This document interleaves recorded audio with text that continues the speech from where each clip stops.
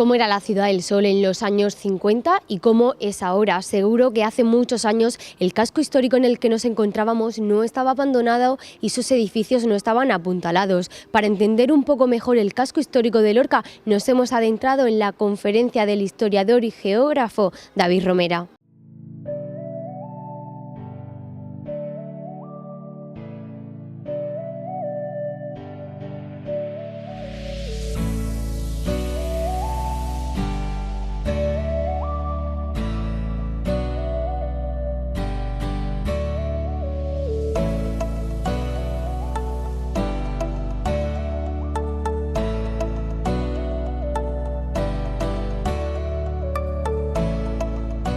Muchos ya saben cómo está el casco histórico de Lorca ahora, casi que podríamos decir que completamente abandonado. ¿Y cómo estaba en los años 50? Pues algunos lo sabrán y otros no lo sabemos, pero David, licenciado en Geografía, nos lo va a contar resumidamente porque lo va a explicar a los conferenciantes cómo era antes. Muy buenas. Hola, ¿qué tal, Raquel? Bueno, cuéntanos un poquito qué es lo que vas a explicar en esta conferencia de Amigos de la Cultura del casco histórico de Lorca, ¿no? Que cómo era antes, cómo está ahora y qué podemos hacer para mejorarlo y qué es lo que hemos hecho mal para dar lugar a esto. Sí, pues el casco histórico es un tema bastante recurrido en Lorca porque es nuestra gran asignatura pendiente como ciudad. Hablo en conjunto. El casco histórico es la parte más sensible, más singular que tenemos de la ciudad. Nosotros somos unos privilegiados porque tenemos una ciudad monumental. Todavía tenemos un patrimonio cultural, mueble, inmueble, muy importante. Y tiene enormes potencialidades. Tenemos muchas fortalezas y tenemos que saber aprovecharlas. ¿Qué es lo que ha ocurrido? Que en los últimos 50 o 60 años Lorca ha cambiado, como todas las ciudades. Ha cambiado su sociedad, ha cambiado su modelo económico, con lo cual eso pues evidentemente también ha transformado la ciudad, en algunos sentidos para mejor y en algunos sentidos para peor.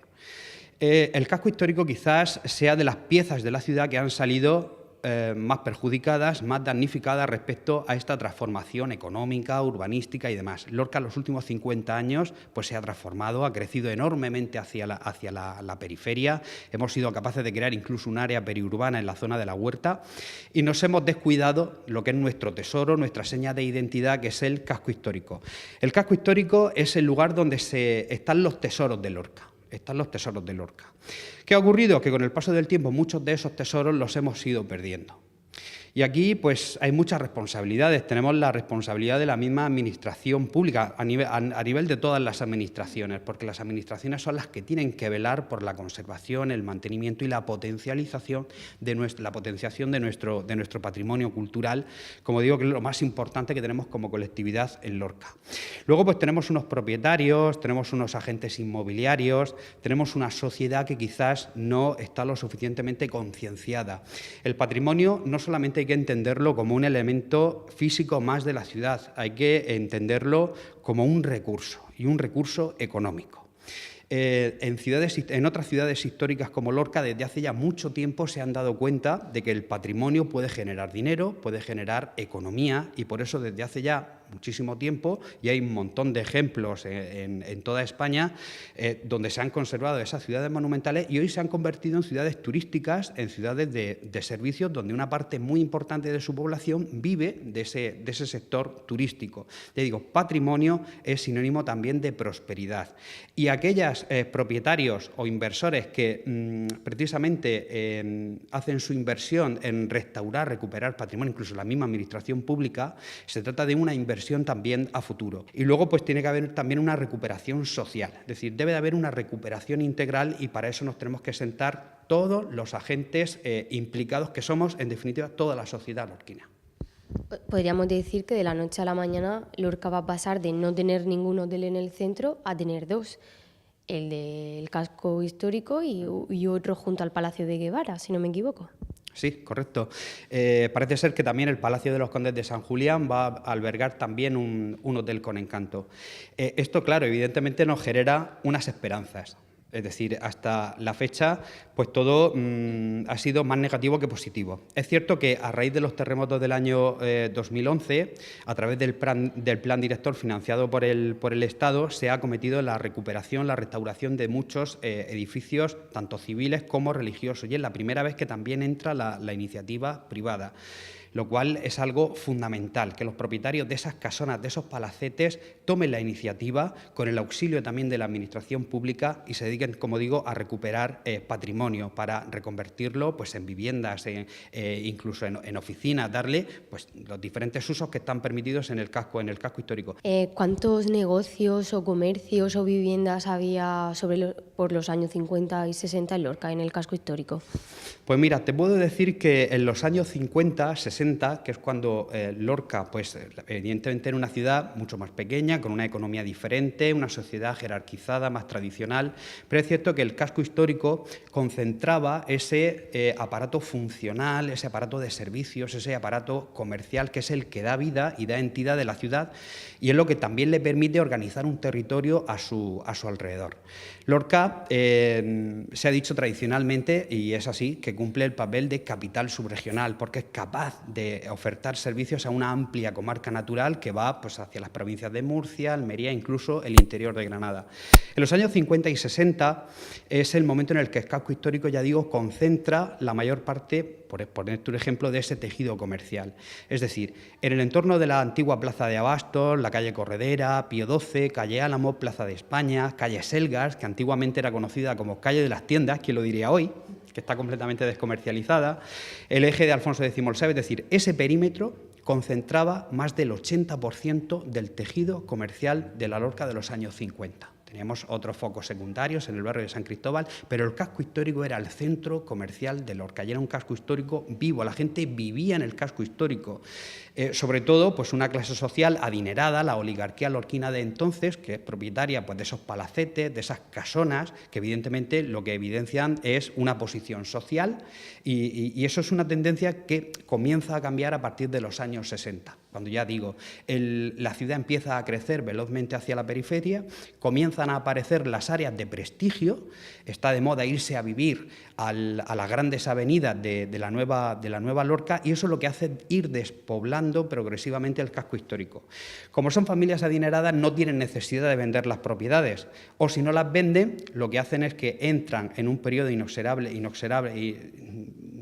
un periodo irreversible de degradación que va a llevar a su declaración de ruina o se dedican a alquilarla, es decir, parten el interior de la casa antigua y la convierten en viviendas más pequeñas para dedicarlas a alquiler.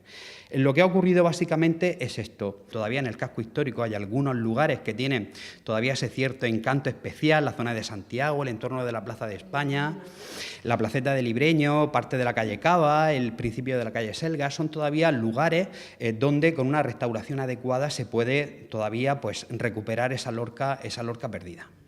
Una pregunta así para que la gente se sitúe un poco. Si yo, por ejemplo, tengo un edificio en la calle Selgas, por ejemplo, y lo tengo abandonado de hace 40, 50 años, es mío, no lo vendo, tampoco lo restauro, ¿hay alguna ley que obligue, por así decirlo, al ayuntamiento a tomar orden en el asunto porque está estropeando el casco antiguo o, no sé, alguna orden del gobierno regional, alguna ley?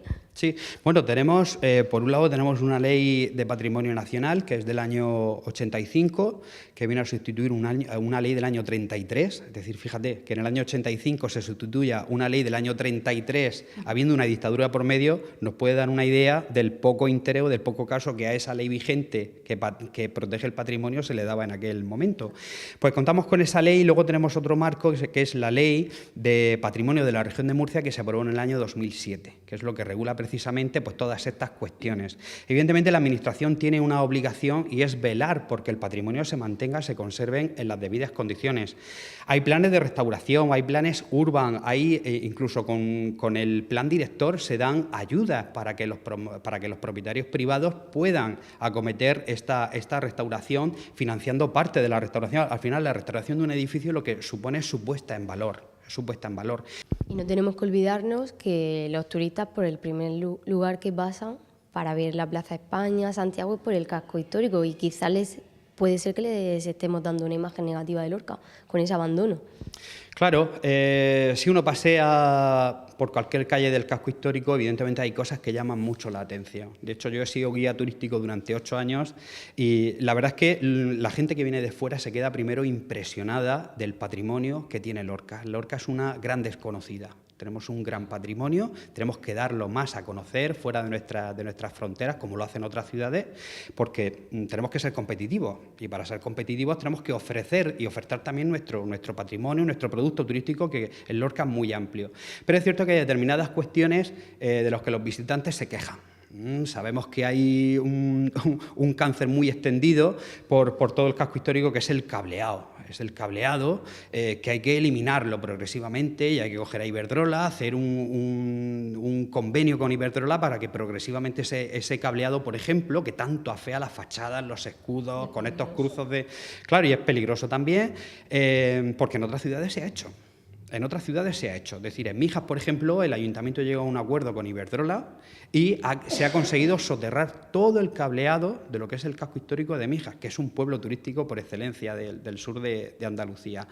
El tema también de los contenedores, el tema de... Es muy importante que se guarde también una estética unitaria en todo el casco histórico. No podemos colocar pavimentos de diferentes texturas, de diferentes colores, en unas calles sí, en otras calles utilizamos un mobiliario urbano completamente diferente. Tiene que haber una imagen de unidad, es decir, que una persona que ve una fotografía sepa que está viendo un rincón de Lorca. Es decir, hay muchas cuestiones que tenemos que cuidar, que tenemos que darle una vuelta para que nuestro casco histórico sea vendible. Pero es cierto que los turistas que vienen de fuera se quedan impresionados porque no se esperan el enorme patrimonio cultural que tenemos en Lorca. Bueno, pues seguiremos trabajando para que Lorca deje de ser la gran desconocida. David, muchísimas gracias y mucha suerte en la conferencia. Pues muchas gracias a vosotros y, como siempre, a vuestra disposición.